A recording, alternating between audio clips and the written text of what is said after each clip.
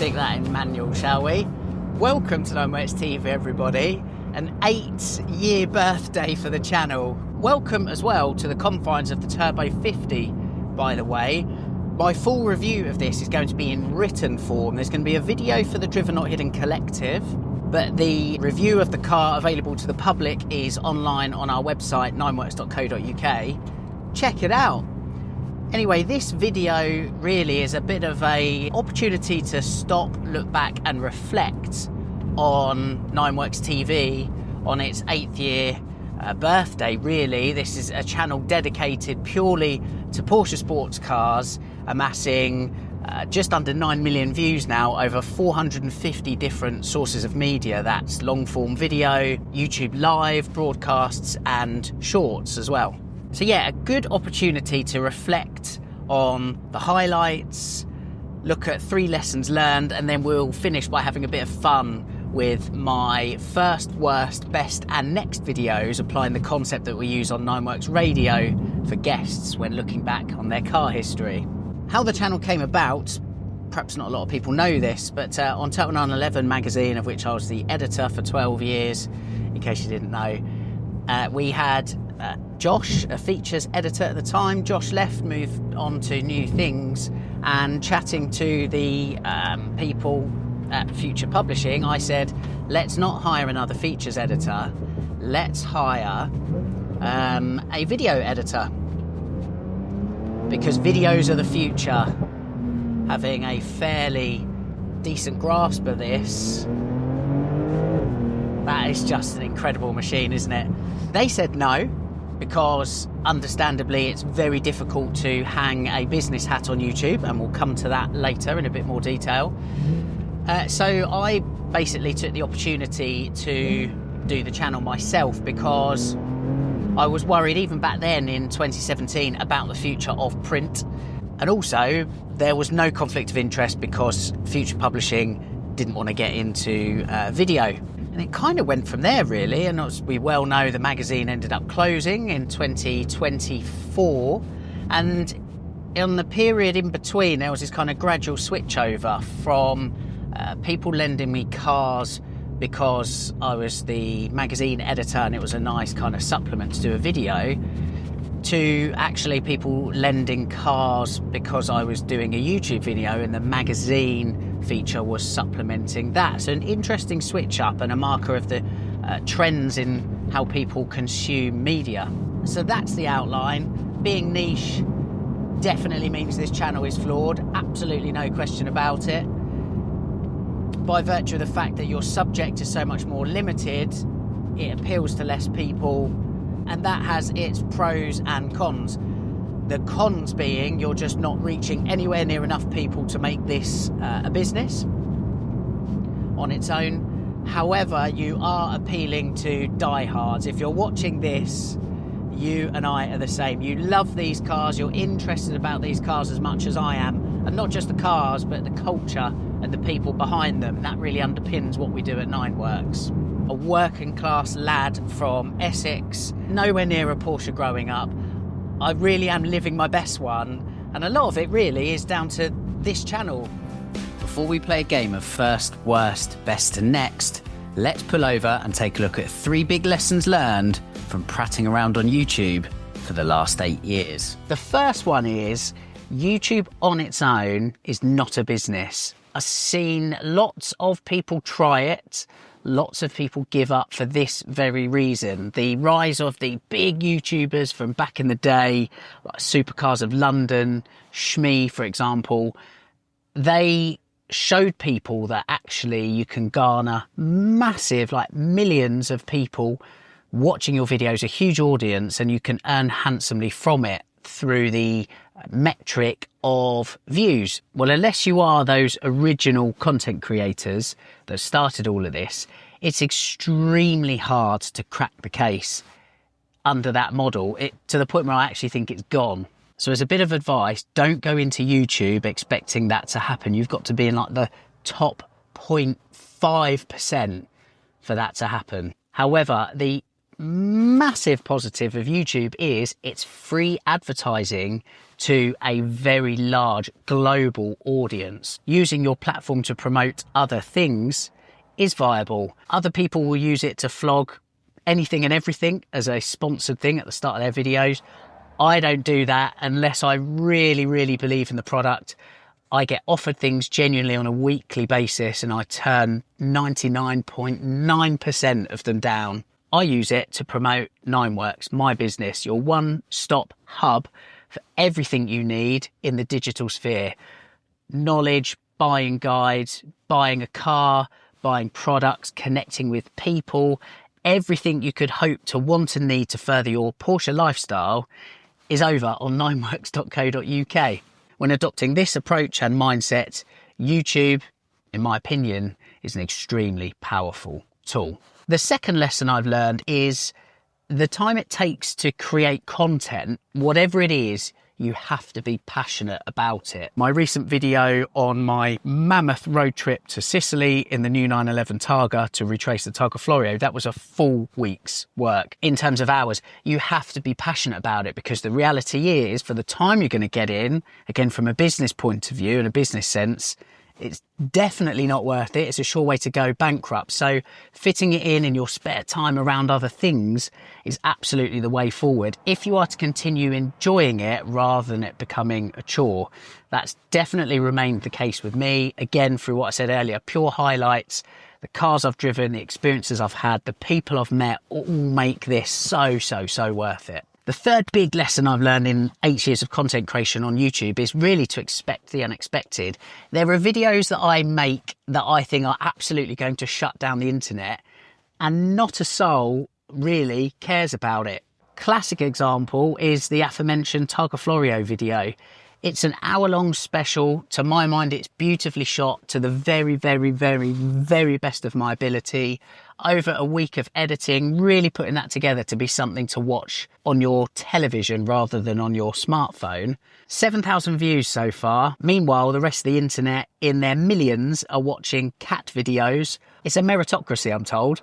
Meanwhile, there are videos that I think, nah, this definitely isn't going to shut down the internet, that end up doing really well. Another reference being that Tiptronic video for a start. 80,000 people, basically the capacity of Old Trafford, Man United's football ground, has watched a video on Tiptronic. So look, the point I'm trying to make is you just never know how the video is going to go down. I don't really understand the algorithm and how these things work. I just try to produce content that I am proud of. By the time I hit upload, that video has to be something that I would hope I would look back on in 5 years' time, 10 years' time and go, yeah, Sibs, pretty happy with that. Well done, mate. That is the metric to which I myself abide. So they're my 3 lessons learned from 8 years of content creation on YouTube. Let's carry on the drive in this Turbo 50 and look at my first, worst, best and next videos on the channel. First video, believe it or not, was based on the 3.2 Carrera. The title was Saving the 911. And I documented in a rather rudimentary and acerbic way how the 3.2 Carrera, the last impact bumper 911, was part of then CEO Peter Schutz's plan to save Porsche, which is funny for so many reasons to look back on. I have so much more hair. I look so much younger. This is before I've been physically decimated by the pressures of paying a mortgage and just generally being an adult, to be honest with you. The video itself is shaky. The picture is so ridiculously and heavily saturated. No blade of grass in the world has ever been that green. And there's some rather cringe-worthy presenting habits going on, including the rubbing of hands and the deployment of the Milhouse Simpsons eyebrows. I'd like to think the channel has moved on a teeny-weeny bit since then. So that was first video. Worst, the look at the 928 by Nardone Automotive.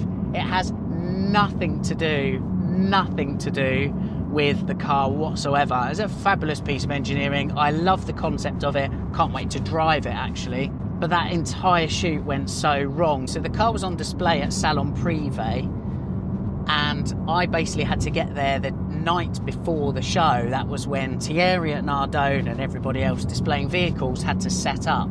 It meant I could enjoy some quality one-to-one time with Thierry to better understand the project and get that on film and shoot the car without other people getting in the way. Well, there was an almighty accident on the A34 driving up to Oxford from Dorset. I was over 2 hours late for that meeting. Credit to Thierry, I kept him informed all along the way. He was as cool as a cucumber about it and was still pleased as punch when I turned up, when a lot of people would have probably gone home or at least got the hump. So Thierry, doff my cap. The way you handled that was lovely. We then got filming. We were against the setting sun, so light was becoming a big issue. We then stood next to the car for 20 minutes and I interviewed Thierry. At the end of the interview, I realised I never turned his microphone on, so after being 2 hours late, I asked Thierry, would you mind saying all of that again? I then got home and uploaded all the footage and realised that Thierry's microphone had failed again. And when I looked back on the footage, I'd seen that he took his hand out of his pocket at one stage where I'd placed his microphone that had a lead running from basically an old mobile phone at the time, and knocking that, which is not his fault at all, it's my fault for bad equipment, dislodged the cable, so nothing was recorded. So I had to rescue it substantially by doing a lot of voiceovers and, in terms of visuals, repeating the same shots. Now, over 100,000 people have seen that video, which goes back to my point on just don't try and predict the internet. People are still watching it now. Someone's probably watching it right now. It was an absolute howler to put together. I'd only met Thierry once, and he must think I'm the most unprofessional person on the planet. So, yeah, that wasn't my greatest day on planet Earth. So that's worst. Best video. Whew. Number one has to be that 959 video. Again, it's garnered a lot of views. We're well into six figures. And that is all down to my great friend Paul. The 959 and my friend Paul were based in the UK. It was at Porsche Classic in Germany for a service. We repatriated the vehicle against the backdrop of Europe shutting down due to the COVID pandemic, like the second wave. It was a very fast drive there and back in a 992.1 Turbo S press car, two 200-mile-an-hour Porsche sports cars hooning back on the Autobahn. And after a while, we called into a services on the Autobahn and Paul said, would you like to drive the 959, Lee? Well, Paul, yes, I would, was the very quick and emphatic answer. I'm still so grateful of that opportunity to this day, mate. But so was Spawned, one of my greatest hits in terms of views, but possibly one of my favourite moments, because this video was just created completely off the cuff. I was very aware I was very likely the only person on the planet driving a 959 that day, on that moment, on the Autobahn. It was overwhelming in a completely joyous way. I did shed a tear and I put it all on the internet. My other favourite video was filmed last year, again down to the sheer kindness of somebody loaning me their car. Matt, you know how grateful I am beyond words that you gave me your GT3 RS and let me drive it for 3,000 miles around Europe, 991.1. It coincided with the loss of my job at Total 911 magazine, so it was an adventure with an outstanding Porsche Rennsport, but also it was documenting my personal escapade and my journey and basically coming to the realisation and acceptance of losing my job. So there was that real human side thrown in as well.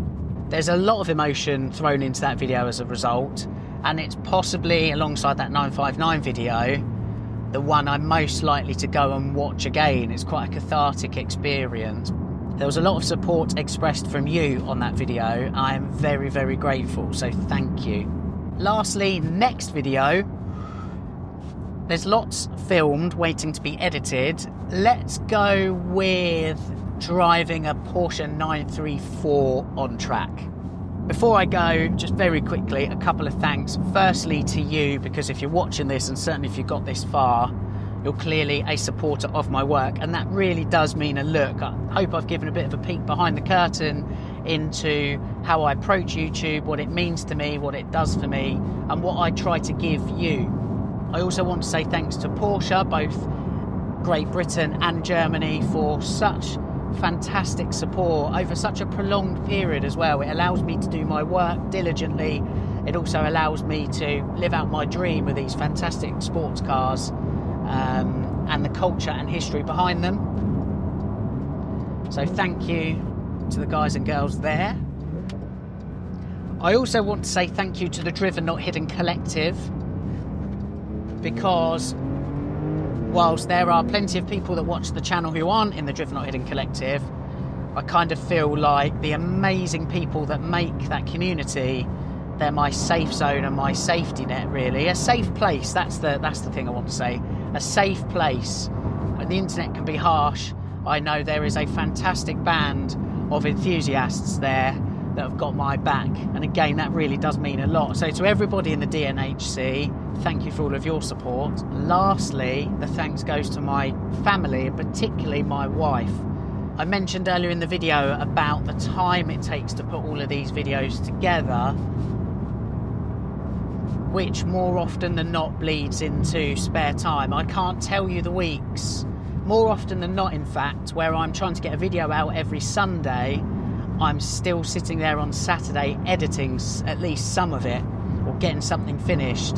It means that Laura makes as much of a sacrifice, possibly more so than I do, in order for this channel to run and for me to deliver lots of videos.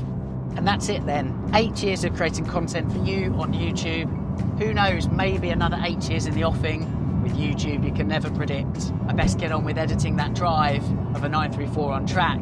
I hope you'll enjoy that video when it lands, along with any others that may follow.